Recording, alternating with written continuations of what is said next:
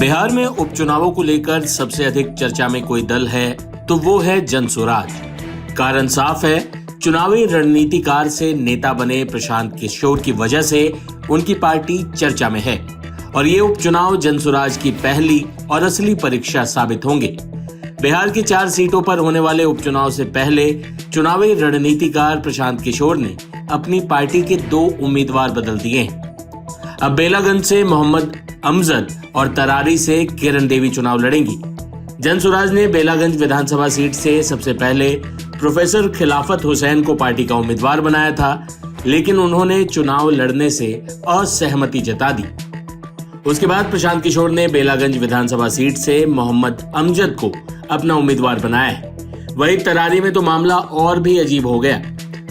तरारी विधानसभा seat से lieutenant general SK Singh को उम्मीदवार बनाया गया था, लेकिन लेफ्टिनेंट जनरल एसके सिंह का वोटर लिस्ट में नाम नहीं होने के कारण उनकी उम्मीदवारी वापस लेनी पड़ी। अब तरारी विधानसभा सीट से किरण देवी को जनसुराज ने अपना उम्मीदवार बनाया है। तरारी में हुए इस मिस कैलकुलेशन पर प्रशांत किशोर ने क्या कहा, सुनिए। कोई चूक नहीं है। आपको ये कैसे मालूम है कि ये रणनीति का हिस्सा नहीं है? कम से कम आज तरारी की जनता जान गई कि उनका एक बेटा श्री कृष्ण सिंह है जिसने देश की इतनी बड़ी सेवा की है। पूरे देश में चर्चा चल गई कि जनसुराज किस तरह के उम्मीदवारों को चुनकर निकाल रहा है। ये आपको रणनीति की, अगर जो रणनीति की समझ सबको होगी तो हम में और उसमें फर्क क्या है? तो आप ये भी तो मान सकते हैं कि रणनीति का हिस्सा ही है। ये रणनीति का हिस्सा नहीं है, लेकिन जब आप सही नियत से कोई काम करते हैं तो ऊपर वाला रास्ता अपने आप बनाते जाता है। श्री कृष्ण सिंह जी चुनाव नहीं लड़े, उससे कोई नुकसान नहीं है, लेकिन पूरा बिहार की जनता ने देखा कि जनसुराज में कैसे लोगों को उम्मीदवारी मिलेगी, कैसे कैसे लोग इस धरती पर जुड़े हैं, इस धरती से जन्मे हैं, धरती का नाम रोशन किया है, जो वापस आ रहे हैं, राजनीति में आ रहे हैं। जनरल जैसे लोग आ रहे हैं, प्रोफेसर खिलाफत हुसैन जैसे लोग। बाहुबलियों के क्षेत्र में भी जनसुराज के प्लेटफॉर्म की विश्वसनीयता इतनी है कि उस प्लेटफॉर्म से आकर चुनाव लड़ने का, अपना जीवन का सब कुछ इनका कमाया हुआ, इनकी प्रतिष्ठा, इनकी सोच, सब कुछ वो जनसुराज के साथ जोड़ रहे हैं। ये जनसुराज की बहुत बड़ी जीत है, ये चूक नहीं है। भाई हम लोग को तो कैंडिडेट और चुनाव चिन्ह 28 तारीख को मिलेगा। हम अगर जनरल साहब लड़े या कोई लड़े, जो मैंने आपको कहा कि व्यवस्था इतनी प्रो इनकम्बेंट है कि भाजपा कैंडिडेट को सब लोग जानता है, उसका चुनाव चिन्ह सब जानता है, लेकिन जनसुराज के उम्मीदवारों को चिन्ह जो है चुनाव चिन्ह 28 को ही मिलेगा। लेकिन आप लिख कर रखिए, भले चुनाव चिन्ह हम लोग को 28 को मिलेगा, 12 दिन 14 दिन के अंदर, क्योंकि क्षेत्र की जनता देख रही है जनसुराज जनसुराज जनसुराज का उम्मीदवार कौन होता है। उसको जो जिन दलों को सालों लगे हैं अपना चुनाव चिन्ह घर घर पहुंचाने में, जनसुराज का चुनाव चिन्ह 15 दिन में पहुंचेगा और आप 13 तारीख को देखिएगा कि जनता कैसे वोट करती है। विपक्षी जो है वो कह रहे हैं कि पहले ही गेंद पे प्रशांत आउट हो। अच्छा, कौन विपक्षी है? यहाँ विपक्ष में 3 दल हैं। भाजपाई हैं। भाजपा के सबसे बड़े शीर्ष के नेता कौन है? नरेंद्र मोदी हैं। बिहार के टुटपुंजिया भाजपाई नेताओं को तो हम गिनते भी नहीं है। इनके जो सबसे बड़े शीर्ष के नेता हैं, उनकी जब जिंदगी की सबसे बड़ी लड़ाई लगी तो इसी बिहार के बेटे प्रशांत किशोर की मदद उन्होंने ली है। और भाजपा के नेताओं को ये ध्यान रखना चाहिए, गुजरात के उनके नेता को सलाह देने का काम बिहार के इस लड़के ने किया था, तो इतना आसान नहीं है। दूसरा, अगर ये जदयू वाले कह रहे हैं तो आप सभी साथियों को याद होगा, जब 14 में नीतीश कुमार का नैया डूब गया था, जदयू को 2 सीट मिला था, लालू जी को खाली 22 को विधायक था। जब दोनों लोगों को भाजपा ने यहाँ रौंद दिया 14 में लोकसभा चुनाव में, तो इन दोनों ने भी इसी प्रशांत किशोर की मदद ली थी, तो इनका जान बचा था। हिंदू धर्म में हम लोग कहते हैं, गीता में ये कहा गया है, कृतज्ञता से बड़ा कोई अपराध नहीं है। तो जदयू के लोगों को, भाजपाइयों को कम से कम कृतज्ञता नहीं दिखानी चाहिए। आज अगर हमने 11 में कंधा नहीं लगाया होता, हमने मोदी को बनाया नहीं है, लेकिन बनाने में कंधा जरूर लगाया है, तो इनको कृतज्ञ नहीं होना चाहिए। अगर हमने 14-15 में नीतीश कुमार की मदद नहीं की होती तो कहाँ रहते नीतीश कुमार? कहाँ रहते? तो मांझी जी को बनाकर संन्यास लेके बैठे हुए थे। कहां से बचते ये? अब आज हमको सिखा रहे हैं कि राजनीति कैसे होती है। उनका कहना काम है, कहने दीजिए। 13 को चुनाव होगा, 23 तारीख को दिखेगा कि चूक किससे हुई और किसको समझ ज्यादा है। बाई इलेक्शन है, मैनिफेस्टो भी आप लोग जारी करेंगे क्योंकि 10 महीने का कार्यकाल होगा जो भी विधायक। नहीं, जन मैनिफेस्टो जो है वो दल का तो है, वो सामने है। 2 साल से मैनिफेस्टो को, उस विचार को हम लोग गांव-गांव रखे हैं। विधानसभा के स्तर पर जो मैनिफेस्टो है 28 के बारे में जारी करेंगे। 4 बार के पूर्व विधायक रहे हैं सुरेश पांडे, उनका बेटा बीजेपी के टिकट से चुनाव लड़ रहे हैं। दूसरी तरफ माले के 2 बार के अभिलाष विधायक रहे हैं। कितना टफ रहेगा जन स्वराज के लिए? भाई देखिए, टफ ये नहीं है कि कौन चुनाव लड़ रहा है। टफ ये है कि बिहार की गरीब जनता, बिहार की जनता को गरीबी से कैसे निकाला जाए, बिहार की राजनीति को सही रास्ते पर कैसे लाया जाए, इसको बालू और बाहुबली और बालूबलियों से कैसे छुड़ाया जाए, शराब माफिया से कैसे निकाला जाए। टफ ये है कि समाज के अच्छे लोगों को समझाकर, बुझाकर, प्रेरित करके कैसे राजनीति में वापस लाया जाए। टफ ये नहीं है। आप जिनकी बात कर रहे हैं, ये दिखाता है, भाजपाई कहते हैं चाल चरित्र चेहरा। इनको तरारी के विधानसभा में कोई चाल चरित्र चेहरा वाला नहीं मिला। ये कहते हैं परिवारवाद की बात। कौन चुनाव लड़ रहा है भाजपा से? नाम बताइए। कोई मिस्टर विशाल हैं? कौन है विशाल?